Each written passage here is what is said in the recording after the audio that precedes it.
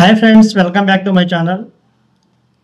React.js definitions సిరీస్లో definitions ప్లేలిస్ట్లో మనకి ఫస్ట్ కాన్సెప్ట్ కంపోనెంట్స్ మీద మనము డిఫరెంట్ డెఫినేషన్స్ అనేవి ఇక్కడ చాలా చాలా ఇంపార్టెంట్ అనమాట. మనకి ఇంటర్వ్యూ పర్పస్ కానివ్వండి, మనం నేర్చుకోవడానికి కానివ్వండి, బిజినెస్ కానివ్వండి, ఎవరికైనా సరే చాలా చాలా ఇంపార్టెంట్. దీంట్లో మనము ఫస్ట్ కంపోనెంట్స్ లోపల మనం చూద్దాము. అయితే ఫస్ట్ ఏంటంటే కంపోనెంట్స్ అంటే ఏంటి, టైప్స్ ఏమున్నాయి, ఫీచర్స్ ఏమైనా చూసినట్టయితే ఫస్ట్ మనకి definition: a React component is a reusable piece of UI in a React application. Think of it as a function or class that returns HTML or JSX and helps to build the user interface by breaking it into smaller manageable parts. ఇది definition component అని చెప్పేసి దీన్ని react ఇచ్చిన definition ఇది అనమాట. Component అంటే ఒక piece of UI, అంటే ఒక piece of block of code అన్నమాట.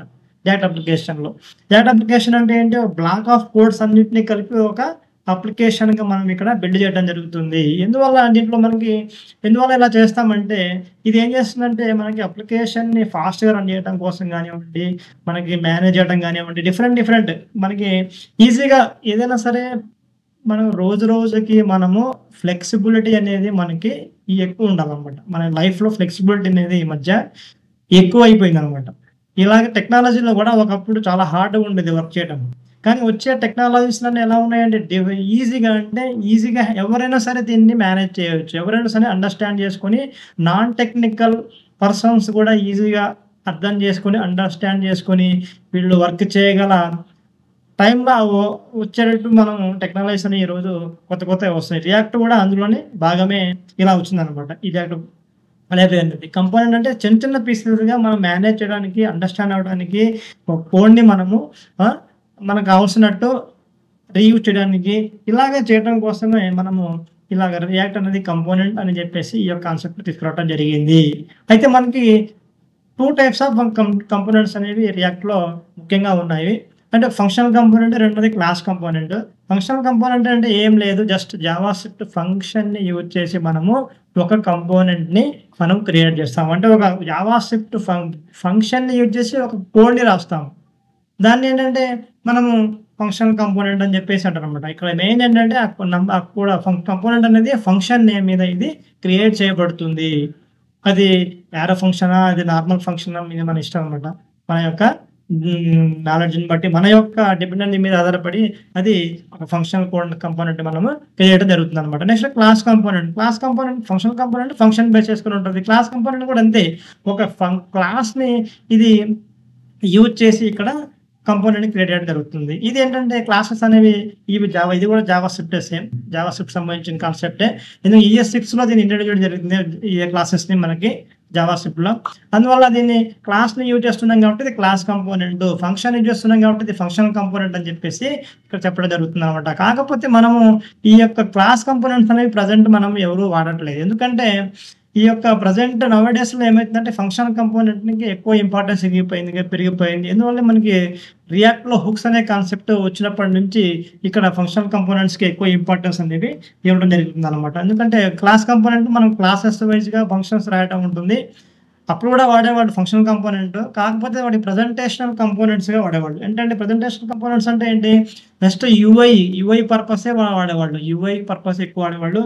మనకి డిజైన్ పర్పస్, మిగతా ఏమన్నా కండిషన్స్గా ఉన్నాయి, డైనమిక్ ఏమన్నా జరగాలంటే దానికి మాత్రం క్లాస్ కంపోనెంట్సే వాడేవాళ్ళు బిఫోర్ హుక్స్ అనమాట. హుక్స్ అనే కాన్సెప్ట్ వచ్చిన తర్వాత మనకి ఫంక్షనల్ కంపోనెంట్స్నే వాడటం జరిగింది అనమాట. నవేడేస్ కూడా ప్రజెంట్ మనం ఫంక్షనల్ కంపోనెంట్స్నే వాడుతున్నాము. ఫీచర్స్ ఏమున్నాయి చూసినట్టయితే కంపోనెంట్స్కి రీయూజబిలిటీ ఎక్కువ. ఇది ఒకసారి మనం క్రియేట్ చేసామంటే ఒక ఫంక్షనల్ కంపోనెంట్, దానికి అలాంటి రిక్వైర్మెంట్ మనకి అప్లికేషన్లో ఎక్కడ ఉన్నా సరే మనము దాన్ని తీసుకెళ్ళి వాడుకుంటాము ఈజీగా. మనం జావాస్క్రిప్ట్లో కూడా అంతే, సేమ్ ఫంక్షన్ క్రియేట్ చేసాము, ఆ సేమ్ ఫంక్షనాలిటీ మనకి ఎక్కడ కావాలో ఆ ఫంక్షన్ తీసుకెళ్తాం వాడుకుంటాం. సేమ్ ఇది కూడా అంతే, ఫంక్షన్ కంపోనెంట్ కూడా అంతే సేమ్ అనమాట. మాడ్యులారిటీ, దీన్ని ఏం చేస్తుంది, మాడ్యులారిటీ అంటే చిన్న పీసెస్గా చేయడం, స్మాల్ మాడ్యూల్స్, స్మాల్ గ్రూప్స్గా చేయడం అనమాట. పార్ట్స్గా చేసేసి దాన్ని మనం ఏ పార్ట్ ఎప్పుడు కావాలంటే ఆ పార్ట్ అక్కడ తీసుకెళ్ళి వాడుకోవచ్చు. ఎందుకంటే ఎప్పుడైనా సరే ఒక పెద్ద బండరాయిని ఎత్తడం కంటే కూడా దాన్ని చిన్న పీసులు చేసి దాన్ని ఎత్తడం అనేది చాలా ఈజీ. ఒక టన్ను ఉంది, ఒక రాయి పెద్ద ఇంకా బండరాయి, దాన్ని ఎత్తాలంటే చాలా మంది కావాలి, ఒకరి వల్ల కాదు. దాన్ని చిన్న ముక్కలు చేస్తే ఈజీగా ఎవరు పడితే వాళ్ళు ఇండివిడ్యువల్‌గా దీన్ని తీసుకెళ్ళి ఈజీగా అన్ని తీసుకెళ్ళిపోవచ్చు అనమాట. అలాగా ఇక్కడ మాడ్యులారిటీ అనేది చాలా చాలా ఇంపార్టెంట్‌గా ఫీచర్ అనమాట. కంపోనెంట్స్. మెయింటైన్ చేయడం కూడా చాలా ఈజీ. మెయింటైన్ చేయడం అంటే ఏంటి? మెయింటైన్ చేయడం అంటేనే యాడ్ చేయటము, డిలీట్ చేయటము, ఎడిట్ చేయటము ఇయన్నమాట. ఇయన్నీ కోడ్‌లో మెయింటైనబిలిటీ అంటారు. దాన్ని అప్డేట్ చేయడం గానీ, ఎర్రర్ వస్తే డెబగ్ చేయడం గానీ, ఇయన్నీ గూడా మనకి దీని యొక్క కంపోనెంట్‌ని చాలా చాలా ఈజీగా చేసేదనమాట. ఎక్కువ మంది వాడేటట్టు దీన్ని చేయడం జరిగిందనమాట. పెర్ఫార్మెన్స్ ఆప్టిమైజేషన్ అంటే మన అప్లికేషన్ అనేది చాలా స్పీడ్‌గా లోడ్ అవ్వటం. చాలా ఫాస్ట్‌గా లోడ్ అవ్వటం అన్నమాట. ఎందుకంటే ఇప్పుడు ఒక పేజ్ మొత్తాన్ని ఒకటే హెచ్‌టీఎంఎల్ పేజ్ గానియండి, ఒకటే ఏదో ఒక పేజీ చేసి మనం దాన్ని లోడ్ చేయడం కంటే కూడా పీసెస్ అంటే ముక్కలుగా చేసి దాన్ని లోడ్ చేయడం అనేది చాలా ఈజీ. చాలా ఫాస్ట్‌గా అంటే చిన్న చిన్న పీసెస్ కాబట్టి హెడర్ ఒకటి, ఫుటర్ ఒకటి, సైడ్ బార్ ఒకటి, బాడీలో మళ్ళీ ఫీచర్స్ ఒకటి, అలాగే డిఫరెంట్ పీసెస్ చేస్తాం కాబట్టి మనకి ఒక్కొక్క పీసు అవ్వడానికి మనకి 5 సెకండ్స్ పడతాయి. 10 పీసులుంటే మనకి 50 సెకండ్స్ పట్టదు. 10 పీసులున్నా 5 సెకండ్సే పడుతుంది. అంటే ఒక్కో పీస్‌కి 5 సెకండ్స్. అలాగే ఒకటే పేజ్‌లో చేస్తే 50 సెకండ్స్ పడుతుంది మనకి. అలాగా పెర్ఫార్మెన్స్ ఆప్టిమైజేషన్స్ కూడా మనకి ఈజీగా అవుతది. స్కేలబిలిటీ ఎందుకంటే లార్జ్ అప్లికేషన్స్ తయారు చేయడానికి మనము వర్క్ చేయడానికి ఇది కంపోనెంట్ బేస్డ్ డిజైన్ అనేది చాలా చాలా యూజ్‌ఫుల్. ఎందుకంటే మనకు చాలా ఎక్కువ వందల వేల పేజీలు ఉంటాయి అక్కడ. అందుకని చెప్పేసి మనకి ఒక్కో పేజ్‌ని ఒక్కోసారి మనం 10 సార్లు యూజ్ చేయొచ్చు, 20 సార్లు యూజ్ చేయొచ్చు. అంటే కంపోనెంట్స్ అదే ఒక పేజ్ మొత్తాన్ని మనం చేస్తే ఏమైద్దంటే దాన్ని వాడటం చాలా కష్టం. ఎందుకంటే అందులోపల మనకి అన్నీ అవసరం ఉండకపోవచ్చు. కొన్ని అవసరం ఉండొచ్చు. అదే కంపోనెంట్ బేస్డ్ అయితే మనకి ఒక పేజ్ లోపల ఒక 10 కంపోనెంట్లు ఉన్నాయి. మనకు ఒక కంపోనెంట్ అవసరం ఉందంటే ఒక కంపోనెంట్ తీసుకెళ్ళి వాడుకోవచ్చు. పేజ్ మొత్తం తీసుకెళ్ళక్కర్లేదు. ఇలా లార్జ్ అప్లికేషన్స్‌ని మనము డిజైన్ చేయడానికి ఈ కంపోనెంట్స్‌ని మనము వాడటం జరుగుతుంది. ఇలాగా ఫీచర్స్ అనేవి, టైప్స్ అనేవి మనకి కంపోనెంట్స్‌లో ఉన్నాయన్నమాట. అయితే నెక్స్ట్ మనకి కంపోనెంట్స్ మనము ఫంక్షనల్ కంపోనెంట్, క్లాస్ కంపోనెంట్ ఎలా క్రియేట్ చేస్తారో చూసినట్టయితే మనకి జస్ట్ నేను అప్లికేషన్‌లోకెళ్ళాను. అప్లికేషన్‌లోకెళ్ళి ఎస్ఆర్‌సీ మనకి మొత్తం కూడా ఎస్ఆర్‌సీలోనే ఉంటుంది. అప్లికేషన్ మొత్తం కూడా ఎస్ఆర్‌సీలోకెళ్ళాను నేను. ఒక ఫైల్ క్రియేట్ చేశాను. ఏమని క్రియేట్ చేశాను file? First functional component create చేస్తాను. ఫంక్షనల్ కంపోనెంట్స్ పేరు కూడా ఫంక్షనల్ కంపోనెంట్ అని చెప్పేసి రాస్తాను. కంపోనెంట్ డాట్ జేఎస్ఎక్స్ రాయొచ్చు, జేఎస్ రాయొచ్చు మన ఇష్టం అనమాట. జావాస్క్రిప్ట్ కాబట్టి రాసుకోవచ్చు. అది RAFCE అని చెప్పేసి నేను షార్ట్‌కట్ అనమాట. షార్ట్‌కట్‌లో ఫంక్షనల్ కంపోనెంట్ అనేది క్రియేట్ అయింది. చూడండి ఫంక్షనల్ కంపోనెంట్ క్రియేట్ అయింది. కంపోనెంట్‌లో మనకి ఏమేమి ఉంటాయి? ఫస్ట్ ఒకటి ఇంపోర్ట్ చేసుకుంటాం ఫ్రమ్ రియాక్ట్. రెండోది నేను ఏం చేశానంటే యారో ఫంక్షన్ రాశాను ఇక్కడ. అందులో మామూలు ఫంక్షన్ కూడా రాసుకోవచ్చు. నార్మల్ ఫంక్షన్, యారో ఫంక్షన్ రాశాను.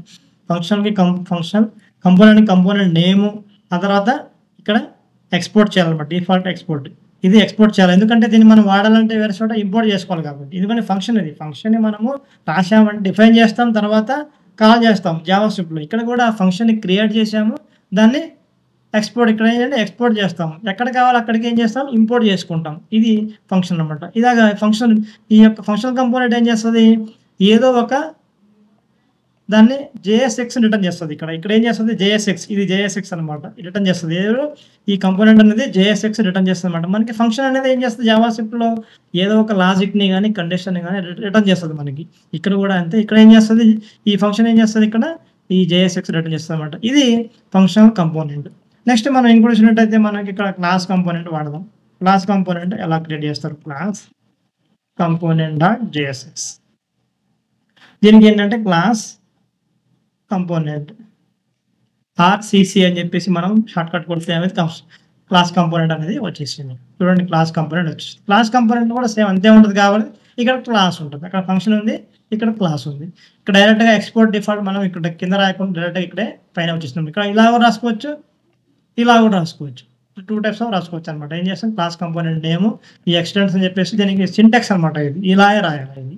ఇది ఏం చేస్తే రెండర్ చేస్తది అనమాట. ఇక్కడ రెండర్ మెథడ్ అనేది మనకి యూజ్ చేస్తారు. రెండర్ మెథడ్ చేయడం అంటే బ్రౌజర్ లోపల రెండర్ అవ్వడం అనమాట. ఇదేం చేస్తది? ఇది కూడా ఇక్కడ మనకి ఈ యొక్క HTML అంటే JSX రిటర్న్ చేస్తుంది అనమాట. సేమ్ ఇది కూడా రెండు ఒకే పని చేస్తాయి. కాకపోతే ఇది ఫంక్షనల్ త్రూ చేస్తది. ఇది క్లాస్ త్రూ చేస్తది అనమాట. దీన్ని మనము అప్లికేషన్‌లో మనం దీన్ని ఇప్పుడు ఇంపోర్ట్ చేసుకుంటే మనకేమవుతది? మనకి అప్లికేషన్ రన్ అవుతున్నప్పుడు మనం చూస్తాం అనమాట. ఎలా చూస్తాం చూడండి. ఇక్కడ నేను ఇంపోర్ట్ చేసుకున్నాను. దీన్ని వాడుకోవాలి. ఎందుకంటే క్రియేట్ చేసాము ఇక్కడ. Class component functional component create చేసాము. కానీ ఫంక్షనల్ కంపోనెంట్ వాడుకుంటున్నాం. వాడుకోవాలంటే మనం ఏం చేయాలి? app.js ఎందుకంటే మెయిన్ ఫైల్ ఇది కాబట్టి app.jsx దీని లోపల మనము ఇంపోర్ట్ చేసుకోవాలి. ఇంపోర్ట్ చేసుకుంటే ఏమైతుంది? ఆటోమేటిక్‌గా ఇక్కడ మనకి ఫంక్షనల్ కంపోనెంట్ అని చెప్పేసి ఇక్కడ ఆటోమేటిక్‌గా అందులో ఉన్న ఏదైతే కోడ్ ఉందో అది మొత్తం మనకి వచ్చేస్తుంది. ఇలాగా కంపోనెంట్స్‌ని మనము కంపోనెంట్స్ ఎలా ఉంటాయి? కంపోనెంట్స్ డెఫినిషన్ ఏంటి? కంపోనెంట్స్ టైప్స్ ఏమున్నాయి? కంపోనెంట్స్ యొక్క ఫీచర్స్ ఏమున్నాయని చెప్పేసి మనం చెప్పుకోవచ్చు. ఇది కంపోనెంట్స్. Thanks for watching.